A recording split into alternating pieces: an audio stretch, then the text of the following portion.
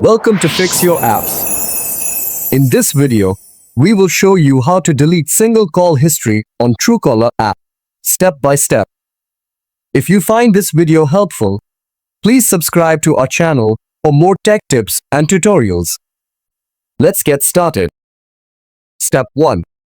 First, grab your Android device and locate the TrueCaller app. You can usually find it on your home screen or in your app drawer. Tap to open the app. Step 2.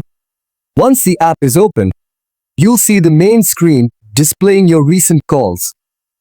This is your call history. Step 3.